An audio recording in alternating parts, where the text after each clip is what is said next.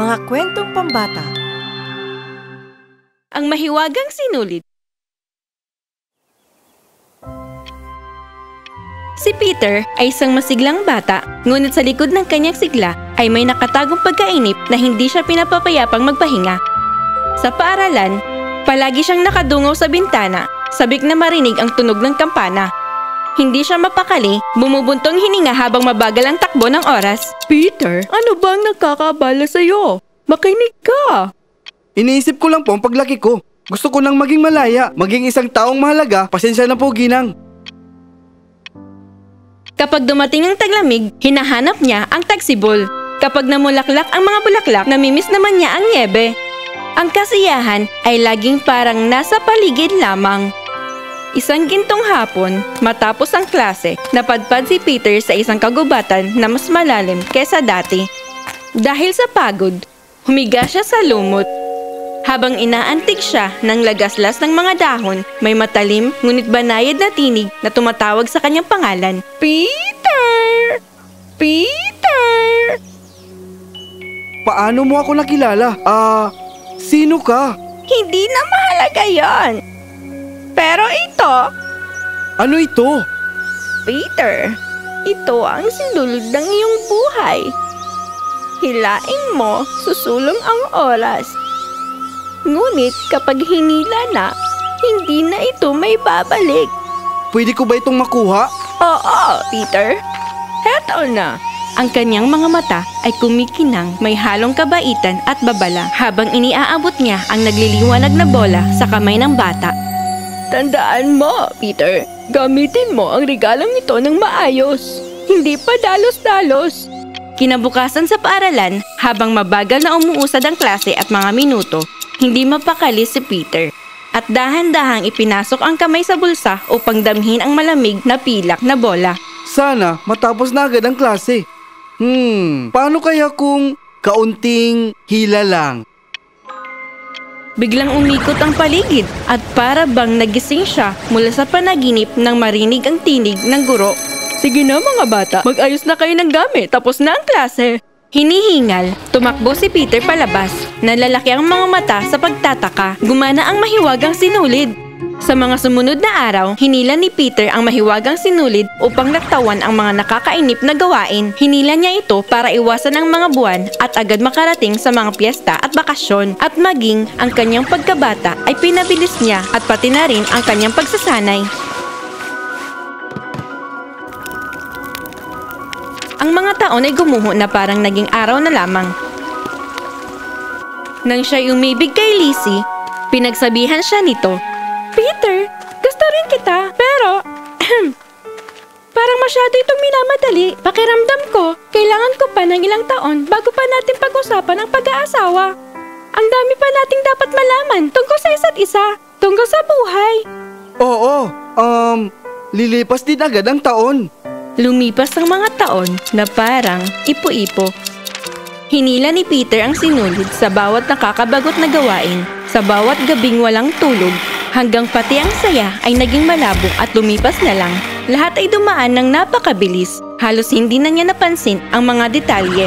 At habang ang isang sandali ay nalulusaw sa kasunod, pati ang kaligayahan ay tila numinipis. Kita sa mukha ni Lizzie ang kanyang pag-aalala habang pinipilit niyang pigilan ang pagmamadali ni Peter. Kung palaging mabilis ang mahihirap na araw, mawawala rin ang mahalagang sandali. Huwag mo akong pagsabihin ng gagawin, babalikan ko na lang iyon.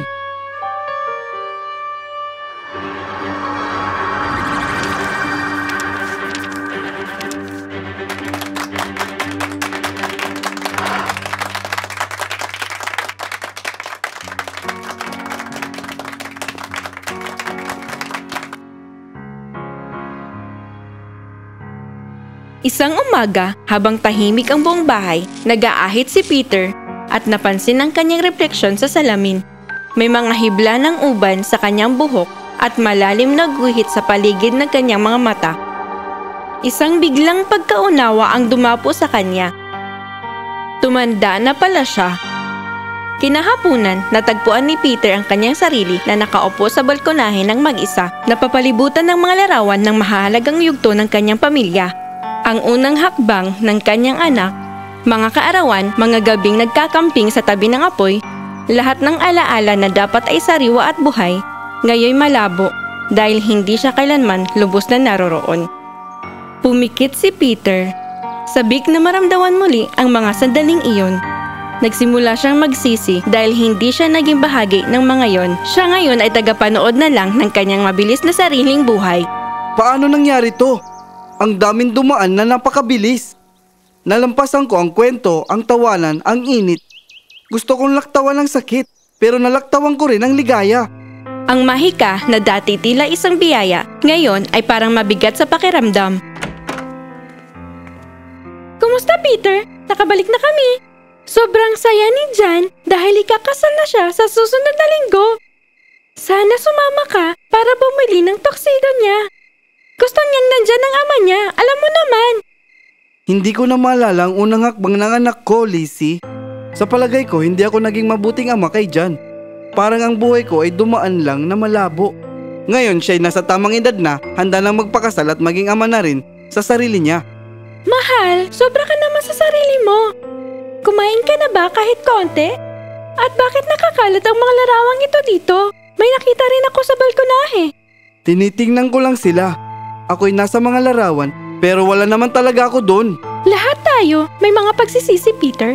Pero hindi pa huli ang lahat para pahalagaan ang oras na meron tayo ngayon. Magkasama at kasama ang pamilya. Yan ang mahalaga. Hindi ako nararapat sa kabaitan mo, Lizzie. Siyempre karapat-dapat ka. Ang buhay na meron tayo, ang mga pagsubok at tagumpay, hindi ko babaguhin ang lahat. Uulitin ko ito mula sa umpisa basta't kasama ka. Ulitin mula sa umpisa. Nanatili sa isip ni Peter ang mga salitang yun magdamag. Sumunod na gabi, hinahabol ng pagsisisi. Bumalik si Peter sa lumang payapa ng gubat sa ilalim ng langit na puno ng mga bituin. Malamig ang hangin at tahimik ang mundo. Gaya ng tahimik ng kanyang mga alaala. Napaluhod siya. Ang pilak na bola ay mabigat sa kanyang bulsa. Pakiusap. Gusto ko nang isauli ang mahika. Ayaw ko nang dumaan ng napakabilis ang buhay ko. Peter? Ikaw ba yan? Grabe, muntik na kitang hindi makilala. Oh, ako nga ito, si Peter.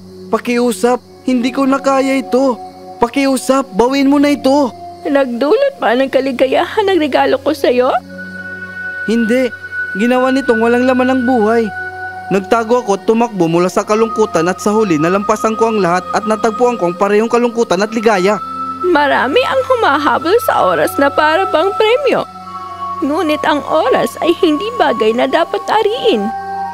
Ito'y landas na dapat tahakin. Ang karunungan ay hindi nagmumula sa bilis, kundi sa pagiging naroroon. Ang kulay at lalim ng iyong buhay ay makikita lamang kapag tinahak mo ito ng paisa-isa. Tumango si Peter. Ramdam niya ang katotohanan sa kailaliman ng kanyang puso na pagtanto niya na ang mabuhay ay dapat naroroon, bukas at matiisin. Niyayakap ang tamis at pait ng pantay. Sige, Peter. Pumili ka ng susunod mong salita ng may pag-iingat sapagkat ang hihingin mo ay huhulma sa iyong bukas. Hayaan niyo akong muling mabuhay, ngunit sa pagkakataong nito, wala nang mahikang sinulid. Gusto kong maramdaman ang bawat ligaya at lungkot, malasahan ang bawat sandali kahit mapait. Hindi na ako magmamadali pang muli. Ngumiti siya at kinuha muli ang pilak na bola. Naglahong parang kidlat ang mundo at bumagal ang takbo ng orasan ng buhay. Gising na, Peter. Malilate ka na sa paaralan kung hindi ka magmamadali. Nagising si Peter sa kanyang higaan. Binalot ng pamilya na tunog at amoy ng tahanan na parang kumot na ginhawa. Ang batang mukha ng kanyang ina ay kumikislap habang marahang niyuyugyog ang kanyang balikat. Inay, ikaw ba talaga iyan? Oo nga, ako nga. Kakaiba ka talagang bata ka. Sige na, bumangon ka na't maghanda. Mauhuli ka na. Naghihintay sa'yo si Lizzie sa ibaba. Ina, mahal kita at salamat sa lahat ng ginawa mo para sa akin. Oo, anak ko. Siyempre naman. Pero sige na, bumangon ka na't magbihis. Muling isinilang na may pasasalamat, mabilis na nagbihis si Peter at sabik na bumaba upang salubungin si Lizzie. Peter, ang tagal-tagal mo! At magmula noon, si Peter ay determinado na malaman ang kagandahan ng buhay, handang harapin ang bawat sandali. Peter! Kailangan na natin magmadali! Haha! Ayos lang yan, Lizzie. Makakarating din tayo. Sa tingin mo ba, lagi tayong ganito kasaya? Kung mamumuhay tayo sa bawat sandali ng buo, oo. Darating din ang hinaharap sa tamang panahon. At doon natutunan ni Peter, ang tunay na kaligayahan ay hindi pagmamadali tungo sa bukas, kundi sa pagtanggap at pagyakap sa kasalukuyan. May pasensya, pasasalamat at pagmamahal. Pag-ibig, buhay at kaligayahan ay darating pa rin kina Peter at Lizzie. Hindi nagmamadali, kundi sa maliliit na hakbang, isang tapak sa bawat putikang dinaraanan.